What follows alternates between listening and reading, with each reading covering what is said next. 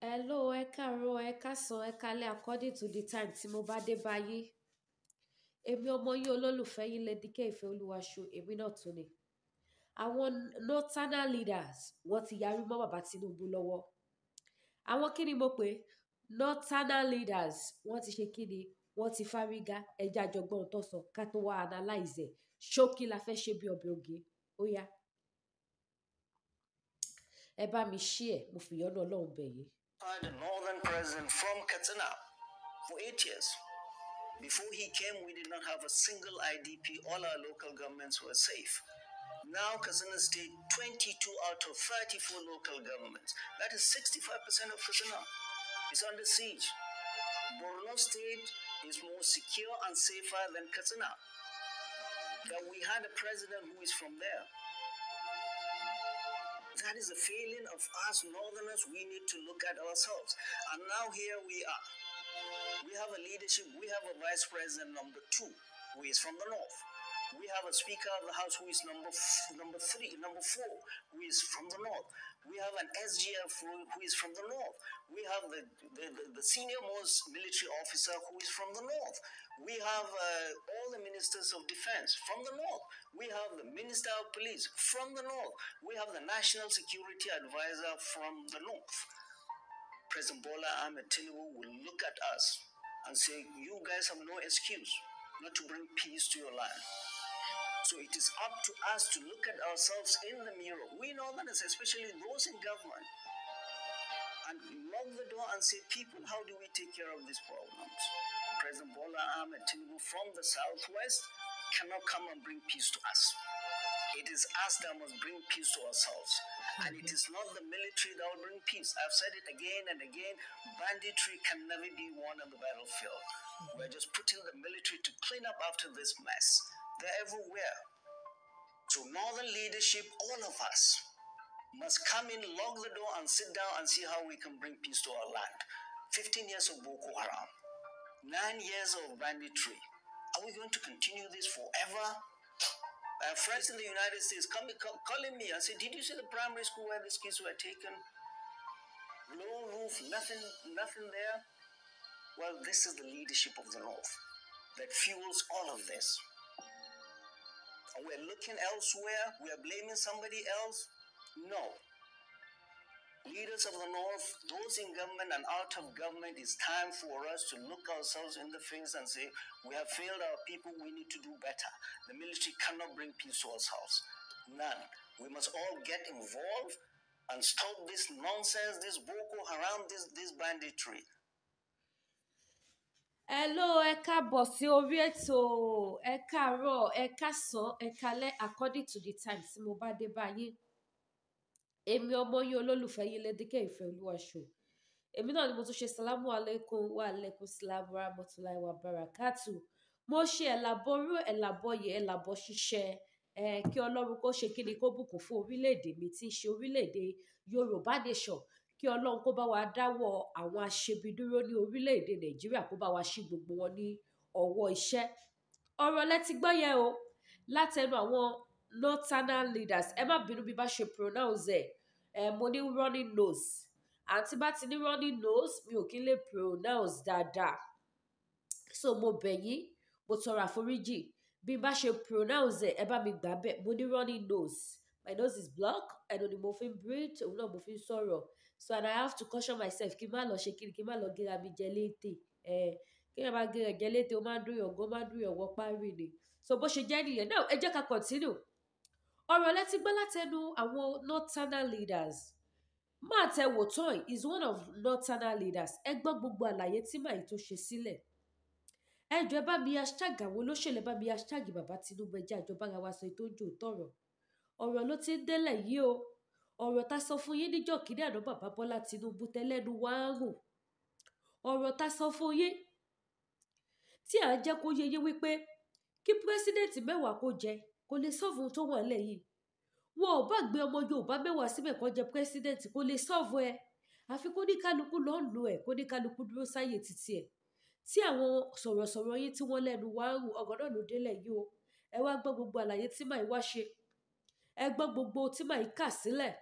ẹ gbọ́ bó ṣe ka iye state táwọn ní iye local government táwọn ní ẹ wo bó ṣe kàkọ́ táwọn face ẹ gbọ́ ohun tó sọ nípa bàbá Bọ́lá Ahmed Tinubu ẹ gbọ́ ohun tó sọ nípa àwọn Boko Haram nísìnyí máa yìí jẹ́ kó yé wá sí pé àfi kí gbogbo àwọn northern leaders pátápátá kí wọ́n come together kí wọ́n finú lunú kí wọ́n fi ìkùnlùkùn láti lè wá security tó máa dáàbò bò wọ́n ní ìlú títí wọn because ìjọba ò lè dáàbò bò wọ́n Bọ́lá Ahmed Tinubu bàbá yẹn tún là á wọ́n ní Bọ́lá Ahmed Tinubu kò lè dáàbò bò wọ́n ó wá kẹyìn àgbààgbà ilẹ̀ Yorùbá ṣé eléyìí jẹ́ ìṣítí fún yín ni àbó tún jẹ́ kí iye yín tún ra iye yín tún sùn sí because nǹkan tá a ti sọ láti gbà yín ni wípé àfi kí gbogbo ẹ̀yin àgbààgbà ilẹ̀ Yorùbá náà àti bàbá Bọ́lá Ahmed Tinubu kẹ́ pawọ́pọ̀ kẹ́ pohùn pọ̀ kẹ́ pakùn pọ̀ kẹ́ fìmọ̀ ṣọ̀kan kí ìran Yorùbá lè bọ́ lóko ẹrú kí ààbò tó péye kó lè wà ní ilẹ̀ Yorùbá kí ìran Yorùbá lè gba òmìnira gbogbo yín bẹ̀rẹ̀ sí ní ṣe ẹlẹ́yàmẹ̀yà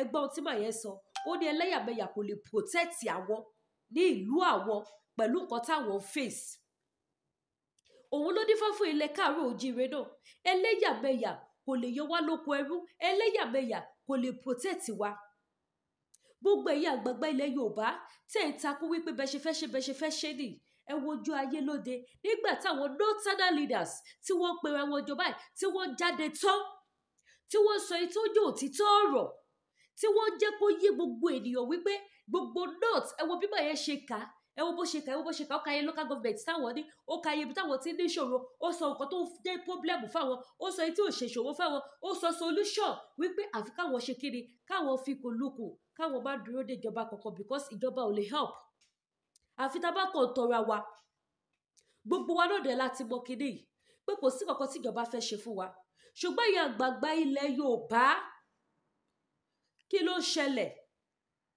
kí ló dé tẹ̀yin náà lè finú lunú kẹ́ fi kùlùkù kẹ́ jáde tó bí ọmọ ọkọ kẹ́ má dúró de military pé military ló máa wá gbà yín gẹ́gẹ́ bí ohun tí màá yìí sọ ó láwọn ò nídìí àti dúró de military pé military ń bọ̀ àgbà wọn ó ní lẹ́yìn kí gbogbo àwọn táwọn jẹ́ northern leaders káwọn come together káwọn jọ sọ àsọyé káwọn jọ gba ìran àwọn olóko ẹrú wọ́n ní lówe là ń lùlù àgídìgbò ọlọ́gbọ́n ló jo ọ̀mọ̀ràn ló mọ̀ òwe ni máa yẹn fi ń sọ̀rọ̀ indirect ló fi ń sọ̀rọ̀ ó dẹ̀ ń sọ with boldness ó ń sọ with full confidence ó ń sọ láì ṣe iyèméjì láì bẹ̀rù ẹnikẹ́ni ṣùgbọ́n ìyá àgbààgbà ilẹ̀ Yorùbá tó jẹ́ wípé ní ilẹ̀ Yorùbá ní ìyà tí ń jẹ wájú ẹ̀yin ò lè jáde tó kẹsẹ̀ tójú òtítọ́ rọ̀ ẹ̀yin ò lè bọ́ta kẹ kọ́ka ìwà ìbàjẹ́ ẹ̀yin ò lè bọ́ síta kẹjà fún ìran Yorùbá àfi kẹ máa bá wọn pẹ̀lú ọ̀bọ jáwòrà kẹ máa gbèsè yín ìkà kẹ máa sọ̀pọ́ọ̀tì nǹkan burúkú ní ilẹ̀ kóòtù òjíire ìjọ wo la fẹ́ ṣe gbogbo eléyìí dà wọ́n ní àkókò òjòyè ó sàn ju mojoyè ẹnu mi ò kánú lọ kí láǹfààní wípé a ní ẹ̀yin àgbààgbà tí wọ́n sì láwọn àgbà kì í wà lọ́jà kórè ọmọ tuntun wọ́ ẹ̀yin Afẹ́nifẹ́re tó yẹ ká tún máa ṣe kíni ká tún máa pè yín láàárọ̀ kẹ́ máa jẹ́ wa ká pè yín lọ́sàn-án kẹ́ jẹ́ wa ká pè yín lálẹ́ kẹ́ jẹ́ wa ẹ̀yin náà tún lọ pàdé àpò pọ̀ pẹ̀lú ìjọba láti fi ìyà jẹ wá ni ẹ pàdé àpò pọ̀ láti fi ìyà jẹ wá láti pọ́n wa lójú ní ilẹ̀ káàárọ̀ òjíire ẹ dúró ní dúró akọni fún wa ẹ dúró ní dúró bàbá ẹ dúró ní dúró mẹsáyà ṣe lè dúró ní dúró ìkà ẹ ti mọ̀ pé ẹnu àwa báyìí ò tókè àwa ò ní connection lókè ẹ̀yin tẹ́ ní connection yìí tẹnu yín dókè kí ni ohun tẹ́ ẹ ṣe fún wa nílẹ̀ kóòtù òjíire ṣebí ṣe lè tún support wọn láti fi ìyà jẹ wá ṣàṣàlẹ́ni tó máa mọ̀ wípé ìyà tó ń jẹ wá ní ilẹ̀ kóòtù òjíire ní ilẹ̀ Yorùbá àṣehò kò ṣẹ̀yìn àwọn nọ́tánà àwọn ló wá ń fìyà jẹ wá ní ilẹ̀ wa àwọn ló fẹ́ràn jẹ oko wa àwọn ni wọ́n jẹ́ ká gbẹ́lẹ̀ lọ sóko àwọn ni wọ́n jẹ́ kẹ́ni tó sùn kó họrun àwọn ni wọ́n jí àwọn ìyá gbé ni wọ́n jí bàbá gbé ni wọ́n rèpọ̀ àwọn èèyàn lóko kò sẹ́ni tí ó mọ̀ wípé àtòkè ọya ni ìṣẹ̀lẹ̀ burúkú tó ń ṣẹlẹ̀ sí wa ní ilẹ̀ kóòtù òjíire ló ti wá síbẹ̀síbẹ̀ àwọn àgbààgbà wọn tún bọ́ síta láti protect wọn láti protect ìlú wọn láti kọjú ìjà sí ìjọba wípé kò sí kankan tí ìjọba Bọ́lá Ahmed Tinubu fẹ́ ṣe fún àwọn kò lè protect àwọn ní north wọ́n ní south west ló ti wá so kò lè protect àwọn níbi táwọn wà ó dífá fún wípé àwọn máa wá gbogbo ọ̀nà láti dáàbò bò wọ́n ẹjọ́ bá mi bí wọ́n pé ṣé ìyà tó ń jẹ wá nílẹ̀ kóòtù òjíire ló jẹ wọ́n lọ ta ló ń gbádùn orílẹ̀-èdè Nàìjíríà jù àwọn pípọ̀ ìmáàní ẹ̀yin àgbààgbà ilẹ̀ Yorùbá tẹ̀ ń fìyà jẹ wá, gbogbo ẹ̀yin Afẹ́nifẹ́re, ẹ wo bí ẹ ṣe sọ gbogbo àwọn àgbẹ̀dà, ẹ wá sọ àwọn àgbẹ̀dẹ́ni tí wọn ò ní ìfọ̀kànbalẹ̀, tí wọ́n wá ń jáde láàárọ̀ lọ́sàn-án lálẹ́, tí wọ́n wá ń ké yèyèyèyè, tí wọ́n ń ké yòyòyòyò, tí wọ́n ń pariwo síta. Ẹ̀yin náà ò bọ́ síta kẹ bọ́ sórí ẹ̀rọ ayélujára tó máa mì gbogbo ayé kìkìkìkìkì. Ẹ wo ibi tí báyìí tó ti grant interview. Ibo ló ti fẹ́ sọ wípé wọ́n ní rí news yẹn? Ó yẹ sọ fún mi. Ibo ló ti fẹ́ sọ wípé wọn ò ní rí news yẹn? All over the world ló máa rí news yẹn. News yẹn adélé adóko adé gbogbo ibi tó yẹ kó dé. Ìjẹ́ ìyá àgbààgbà Afẹ́nifẹ́re, ìjẹ́ yìí jáde tó ẹ ṣe bẹ́ẹ̀ fún wa nílẹ̀ Yorùbá. Ìjẹ́ yìí protect àwọn ọmọ titi yín. Ìjẹ́ wá gbogbo ọ̀nà bí ìyà ò ṣe ní jẹ àwọn àgbẹ̀. Ìjẹ́ wá gbogbo ọ̀nà bí ebi bó ṣe máa dínkù nílẹ̀ Kóòtù Òjíire. Ṣebí kàkà bẹ́ẹ̀ ṣe lè tún ló ń tọwọ́ bọ̀wé tí ò yẹ kẹ́ tọwọ́ bọ̀. Kàkà bẹ́ẹ̀ torí ohun tẹ́ fẹ́ jẹ tí ò jẹ́ kẹ́ gbọ́. Ẹ wá bẹ̀rẹ̀ sí ní ṣe lágbálágbá. Ẹ mọ́ bínú o, bọ́rọ̀ mi yẹn bá pọ̀ o, mo fìyọ́nú Olódùmarè bẹ̀ yín. Ogun Nàìjíríà náà ló já mi débẹ̀ ló fi jẹ́ pé mi ò lè sọ̀rọ̀ kí n má sòkò máa sòkò ṣáá ni. Ogun Nàìjíríà ni, arabi tẹ bá wa dé náà ni, arabi tẹ sì wá dé ní ìlú Nàìjíríà náà ni. Ìjọ wo la tó fẹ́ gbọ́? Àsìkò ti tó kí ìran Yorùbá kí wọ́n parapọ̀, kí wọ́n di ẹyọ kan, kí wọ́n fi ìmọ̀ ṣe ọ̀kan, kí wọ́n gba ẹ̀tọ́ wọn. Àsìkò ti tó káwa náà wá gbogbo ọ̀nà ní ìlú wa, ká wá gbogbo ọ̀nà lórí ilẹ̀ wa, bí ẹ̀ṣọ́ ààbò tó múnádóko ṣe máa wà fún wa, bá ṣe máa ní security tó tight gidi, bí ìyà ò ṣe ní jẹ wá mọ́ nílẹ̀ Kóòtù Òjíire. Tinubu ò lè gbà wá. Bàbá Tinubu ó dá mi lójú pé yìí náà ti rí bí mákẹ́ẹ̀tì ṣe rí, wípé bad market ní mákẹ́ẹ̀tì ìjọba orílẹ̀-èdè Nàìjíríà. Ẹ ti rí wípé bad market òun ni mákẹ́ẹ̀tì ìjọba orílẹ̀-èdè Nàìjíríà. Kì í ṣe mákẹ́ẹ̀tì alálùbáríkà, kì í ṣe mákẹ́ẹ̀tì ìdùnnú, kì í ṣe mákẹ́ẹ̀tì tí yóò máa sọ fún pé Ọlọ́run ò tí bá ti lo tẹ́nà mi pé o jẹ́ kí ọmọ mi bọ́ sórí àpèrè. Ìjọba orílẹ̀-èdè Nàìjíríà kì í ṣe ìjọba tí ó lè sọ wípé Ọlọ́run o bí mo ṣe jẹ pírẹ́sídẹ̀ntì orílẹ̀-èdè yìí o tó bá máa tún di ìgbà mi o jẹ́ kí ọmọ tí mo bínú mi kóhun náà tún débẹ̀. Ọ̀dájú èèyàn nìkan ló lè ṣe irú àdúrà yẹn. Ìkà èèyàn kẹ́ni má ní abatẹnijẹ́ apanilẹ́kúnjayé òun ló tún lè fi ipò pírẹ́sídẹ̀ntì Nàìjíríà ló lè fi tọrọ fún ọmọ ẹ̀ lẹ́yìn tóun bá ti lọ síbẹ̀ tó bá dé. Lẹ́yìn tó ti lọ síbẹ̀ tó bá dé. Because ipò yóò ṣe ipò tó rọrùn, kì í ṣe ipò tí èèyàn fi ń ṣàánú mẹ̀kúnnù. Ipò ọ̀dájú ni ipò pírẹ́sídẹ̀ntì orílẹ̀-èdè Nàìjíríà. Ẹ mọ̀ bí bàbá Tinubu ṣe lérí bí wọ́n ṣe lẹ́ka ni. Wọ́n lérí, wọ́n fi irúmọlẹ̀ búra, wọ́n fi onílẹ̀ búra, wọ́n fi gbogbo omijé arúgbó wọ́n fi búra fún wa ní ìlú Nàìjíríà pé tí àwọn bá débẹ̀ tán ayé máa rọrùn, ayé máa da. Ẹ̀yin ìyá ẹ̀yin bàbá mi ò ní parọ́ fún yín, dọ́là tó já wá sílẹ̀ ó ti já padà sókè báyìí. Oúnjẹ wọ́ sí ni. Ní last year mo sọ fún yín nílùú Nàìjíríà, Ọlọ́run mà tóbi lọ́ba o, nítorí pé kí ni kò sí ohun tá a sọ fún yín tá a fi agitate, tá a fi polongo wípé kí ìran Yorùbá dá dúró, tí a sọ fún yín tí kò wá sí ìmúṣẹ. Ní 2023 mo ní dọ́là máa di 1,000 ọjọ́ tí mo ṣe programu yẹn live broadcast ni mo fi ṣe lórí Facebook tí kìí ṣe péjì kan tí kìí ṣe méjì, péjì mẹ́ta àti YouTube àti Twitter àti gbogbo ẹ̀ ni mo fi ṣe. Kò sí èpè tí wọn ò ṣẹ́tán fún mi. Mo ní èṣì máa ra petrol ní 1,000 naira per litre. Ó ní òye làgbàlagbà wò. Kò ń ṣe ìdánúdùn wa ni ká máa pariwo láàárọ̀, ká máa pariwo lọ́sàn-án, ká máa pariwo lálẹ́ wípé a fẹ́ bọ́. Kì í ṣe wípé owó là ń rí níbẹ̀. Kì í ṣe wípé program tá à ń ṣe wípé Yorùbá nation no going back. Ó bí gbẹ̀mù àrẹ̀mú fún wa. Ó tún lò wá lóògùn. Ó fa àìsàn sí àgọ́ ara wa. Kò yí sì kéèyàn jókòó. Àwọn kan wà nídìí Yorùbá nation tó jẹ́ pé wọ́n á ṣe show 8 hours 10 hours ṣẹ́gun pó easy ni. Èèyàn tó jókòó tó ṣe show 3 hours ṣẹ́gun pó easy ni. Èèyàn tó jókòó tó ṣe show 2 hours kò easy kó tó máa crack ọpọlọ, kó tó ro 36 32 34 papọ̀, kó tó jọ mọ́ra wọn, kó tó dodidi, kó tó gbé jù sílẹ̀. It's not a easy something. Ṣùgbọ́n lójú ẹ̀yin kan ẹrù bí ṣe là ń gbowó níbẹ̀, ẹrù bówó là ń rí, òun lẹ fi máa sọ wípé ṣèbí tó owó monetization ní eléyìí ò ṣe tó owó monetization. kìí ṣe tó owó monetization. Èmi ò monetize gbogbo page mi tí mo fi ń pariwo wípé ẹ máa ṣì dọ́là máa di 1,000, ẹ máa ra petrol ní 1,000. Mo sọ mo pariwo mo ní dìríkà ráìsì máa di 2,000. Mo sọ ní last year yẹn, mo mọyì èèyàn tó attack mi both spiritual both physical. Both spiritual both physical. Èpè tó ń lé lépè wọ́n ṣépè títí wọ́n ṣe fún àwọn ọmọ mi. Gbogbo ẹ̀yin tẹ́ ṣépè ní last year yẹn, ní early last year fún èmi Olúwakẹ́mi, ṣe rí pé tí forí yé gun èpè yé because dọ́là padà wọ 1,950 kó tó wálẹ̀ nísìnyí òtútù ti padà sókè. Petrol sì àwọn kan rà ní 1,000 plus, àwọn kan rà ní 900. Ìka òdọ́gba ni wọ́n sọ petrol dà. Petrol tá à ń rà ní 65 naira per litre. 65 naira per litre. Ẹjọ́ ṣó ti tọ́ nínú ilẹ̀ ni? Kí ni ohun tí wọ́n fi produce petrol yẹn tó increase? Ṣé petrol sí ní Nàìjíríà mọ́ ni? Torí kí ni Dangote ṣe kọ́ refinery? Gbogbo tá à ń sọ fún yín ta fi polongo fún yín rèé pé ẹ má jẹ́ kí ìyà yìí kó jẹ wá, ẹ má jẹ́ ká torí ara wa bọnú ìjà, ẹ má jẹ́ ká tún lọ wọnú ìjà, ẹ jẹ́ kí ìran Yorùbá bọ́ lóko ẹrú, ẹ jẹ́ akágára wa ká máa lọ. But instead of that, ẹ̀yin kan bọ́ síta ẹ̀ ń ṣẹ́ èpè, ẹ̀yin kan bọ́ síta ẹ̀ ń ṣe ọ̀tẹ̀, ẹ̀yin kan bọ́ síta ẹ̀ ń bínú ẹlẹ́dàá yé. Ẹ̀ ń bínú ẹlẹ́dàá yé. Now, ẹ wá wo Nigeria of nowadays. Mo fẹ́ rí kọ́mẹ̀ntì ẹ̀yin ìyá ẹ̀yin bàbá, mo dẹ̀ fẹ́ kẹ́ bá mi share programu yìí. Ẹ bá mi pe wọ̀gbọ̀rọ̀ ayé, eléyìí ò ṣe programu jà. Educative show ni, just to enlighten ourselves. We need to enlighten each other. A need àti máa enlighten ara wa.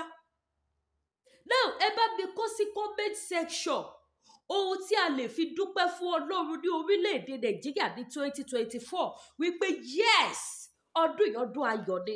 Ẹ bá mi kọ sí comment section. Ẹ bá mi kọ sí comment section àyípadà rere tó dé nígbà tí èmi lókàn sọ fún yín wípé àwọn lókàn ayé arọrùn fún yín, ìfọ̀kànbalẹ̀ á dé bá yín, ògo yá búyọ, ìràwọ̀ yóò tàn, oúnjẹ á dọ̀pọ̀ bó ṣe dọ̀wọ́ ní Samaria níjọ́ kìíní àná tó padà dọ̀pọ̀ wípé ó máa rí bẹ́ẹ̀ fún Nàìjíríà. Ẹ wá bá mi kọ sí comment section ẹyẹ ọ̀kan tó bá ti farahàn nínú ẹ̀. Kò sí. Kò sí tó farahàn. Ìyà ń gorí ìyà fún wa ni. Ebi ń gorí ebi ni ó jẹ́ fojoojúmọ́ wọn ni. Ìṣe bí 1 month tí dọ́là fi já wá sísàlẹ̀, yes 1 month tí dọ́là fi já wá sísàlẹ̀, oúnjẹ ò wá sísàlẹ̀, price oúnjẹ ò wá sísàlẹ̀. Ìbẹ̀dẹ̀lẹ̀ yọ ọmọ Yorùbá kan máa tuntun ti máa tọra yé, lẹ́tì máa parọ́ fúnra yé. Tẹ bá dórí Facebook, àpò ráìsì ti di 40,000 lórí irọ́. Lórí irọ́.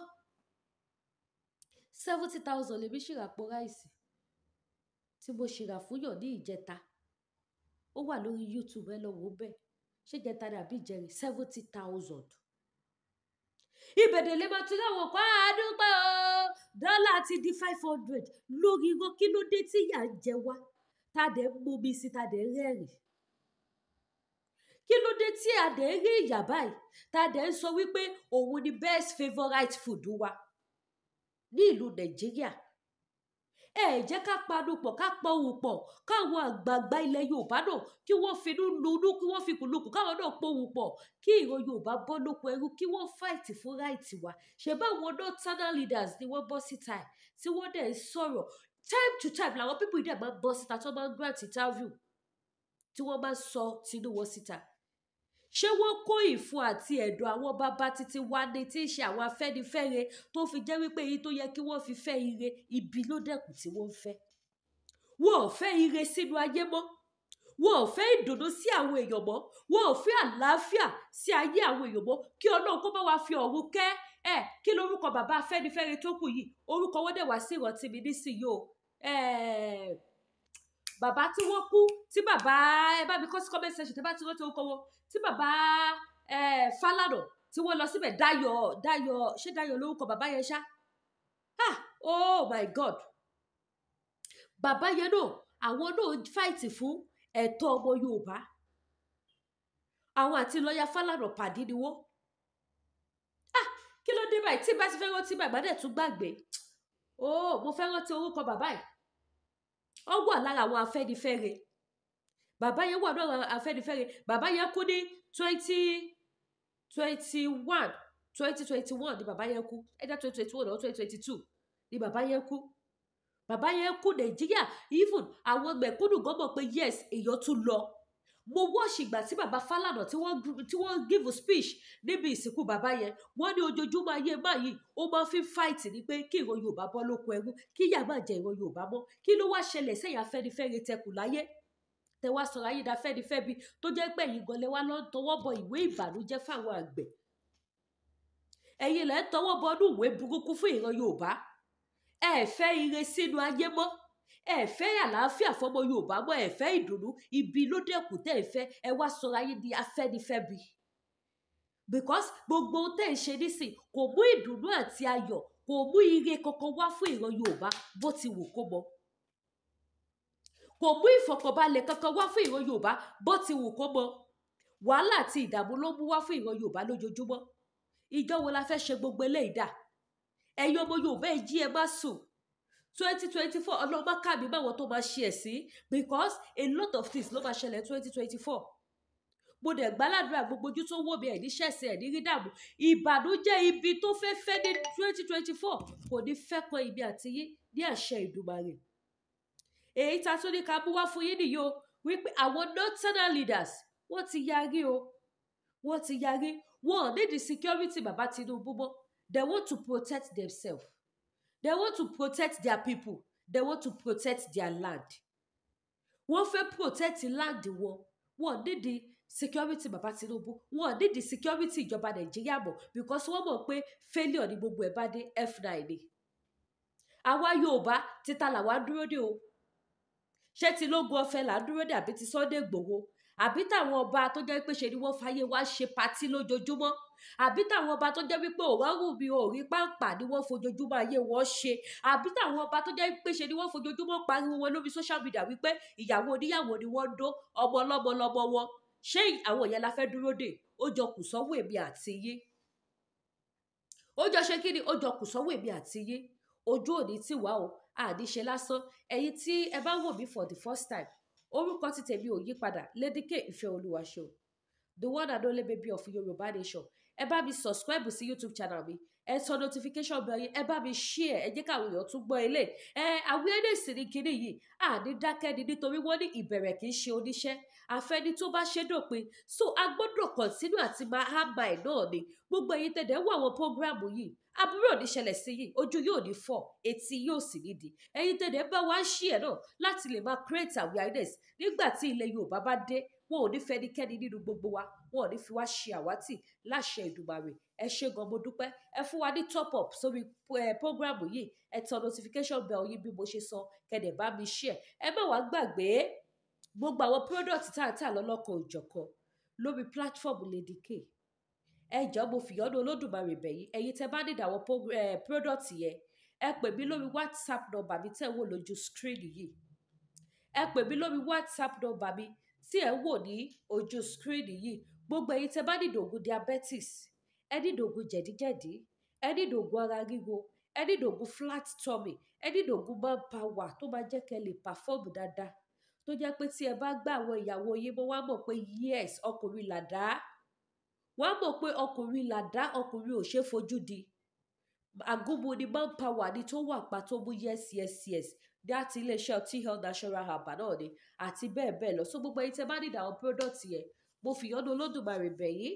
ẹ pè mí lórí WhatsApp kí lè fún yín ní nọ́mbà wọn ọ̀kẹ́ text mi lórí WhatsApp màá sẹ́ndì nọ́mbà wọn sí yín gbogbo ẹ̀yin tẹ́ bá fẹ́ lo cream tó dáa ẹ fẹ́ lo body cream tó wà pa ẹ fẹ́ lo body soap tó wà pa ẹ fẹ́ lo face soap ẹ jẹ́ ṣí face mi dáadáa kẹ́ lè rí face mi òtútù ó ti fẹ́ ṣe bí léṣe ẹ̀yin tí mo wọ fìlà àbókí Canada cap ẹ̀yin tó kọ Canada sí àfi bíi tàwọn àbókí ìlú wa yes ẹ̀yin bí face yẹn ṣe rí kí láṣìírí ẹwà yẹn product iléeṣẹ́ Dynamic Skin Care ni ẹ̀yin tẹ́ bá wò mí ní some months ago ẹ rí pé skin mi yẹn kò dáa irọ́ ò dáa èmi gan mọ̀ pé mo wọ̀wọ́ àwọ̀wọ́ no be small kí ló fà mo change product tí mo ti lò láti 4 years dídé tí mo dé Canada kò pẹ́ àwọn product yẹn tán lọ́wọ́ mi ò rí ọṣẹ yẹn àti cream yẹn lò mo á bẹ̀rẹ̀ sí ní lo shampoo òun ló jẹ́ kí n change ṣùgbọ́n nísìnyí tẹ́ bá wò mí báyìí sí ẹ rí pé skin yẹn ti yàtọ̀ mo tún ti padà sí product tí mò ń lò wọ́n ti bá mi send ẹ̀ wá sí Canada kò sí country tẹ́ bá wà iléeṣẹ́ Danari skin care ọmọ bá yín send and their product is very good ṣẹ́rí kẹ́tì lo cream àbí ọṣẹ kẹ́tì wá fílẹ̀ tipẹ́tipẹ́ kí skin yìí ti wá ṣí kó ti bàjẹ́ kó má dámọ́ ṣẹ́rí ọwọ́ kan tẹ́ bá tún grab product iléeṣẹ́ Danari skin care báyìí skin yẹn máa jáde padà ni ó máa jáde padà ni tó jẹ́ pé ó máa yà yín lẹ́nu pé lẹ́nu jẹ́wọ́ ni mo ti ya rí báyìí ni mo ti ya fine báyìí iṣẹ́ ọwọ́ product yẹn ni gbogbo ẹ̀yin tẹ́ bá ní di face soap face cream lásán tẹ́ kàn fẹ́ máa lò fún face yín ẹ pè mí kí n fún yín ní phone number iléeṣẹ́ Danari skin care tó bá dẹ̀ jẹ́ títí ọṣẹ ẹ̀wẹ̀ ni àbí body cream